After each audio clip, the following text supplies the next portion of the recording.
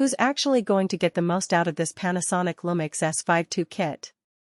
If you're a hobbyist who mostly shoots on weekends and wants the flexibility to step into 6K video without pulling a full-size cinema rig, this could be a solid match.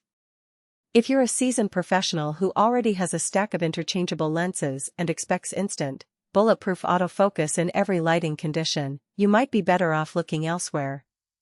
And for the everyday buyer wondering whether the price is justified, the answer hinges on how much you'll actually use the bundled 24-60mm f/2.8 lens and how you feel about the camera's menu layout.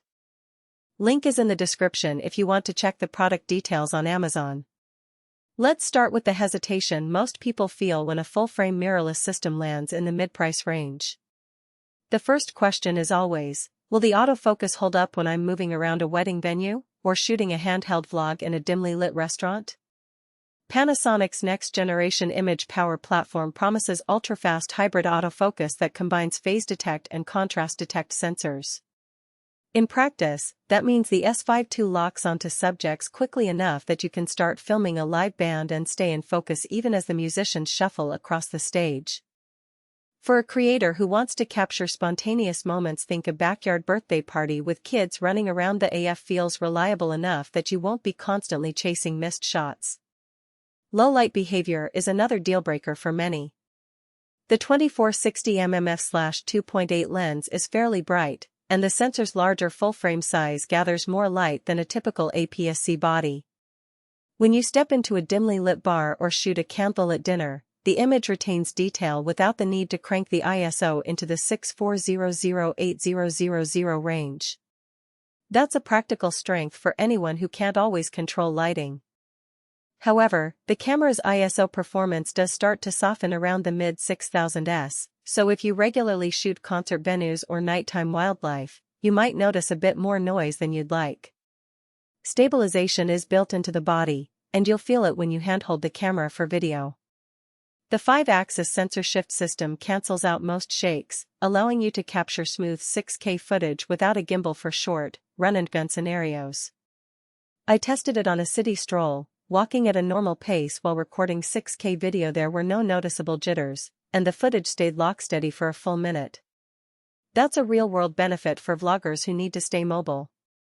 Keep in mind, though, that the stabilization isn't a substitute for a dedicated rig. If you plan on long, cinematic moves, the system can only correct modest motion, and extreme handheld panning will still produce wobble.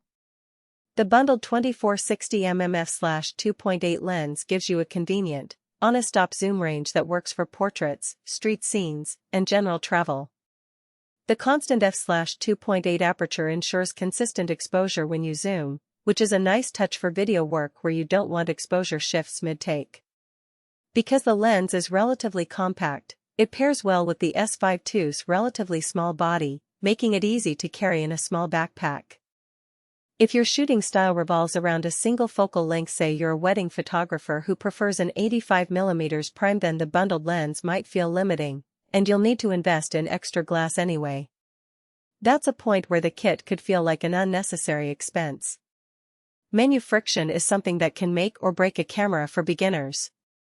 Panasonic's menu system is layered, with several submenus for custom functions, video settings, and photo modes. For someone who's never touched a mirrorless camera before, the learning curve can feel steep. I spent an hour just configuring the AF tracking mode, the face priority setting, and the custom button layout before I could shoot confidently. Once you get past that initial hurdle, the menus are intuitive, but the first-time user should be prepared to watch a few tutorial videos. If you're a seasoned shooter who's already comfortable navigating Panasonic's ecosystem, you'll breeze through. If you're brand new, consider spending some time on the learning material before you head out. Battery confidence is a practical concern for any video-centric tool. The S5 II slots a decent capacity lithium-ion battery that, according to Panasonic's official rating, gives you roughly 350 shots or about an hour of continuous 6K video. In my real-world test, a full charge lasted just under an hour of shooting, which is fine for a short event but not for a full-day documentary shoot. Carrying a spare battery is advisable if you plan on long sessions, especially when you're using the viewfinder constantly, as that drains power faster than an LCD-only workflow. Now, who should buy this kit? If you're a hobbyist content creator who wants a single, versatile lens that handles both stills and video, appreciates solid autofocus, and needs built-in stabilization for quick, on-the-go shooting, the Panasonic Lumix S5 II bundle is a compelling entry point into full-frame territory. It also appeals to travel photographers who value a lightweight system that won't weigh down a carry-on, yet still delivers the look of a larger,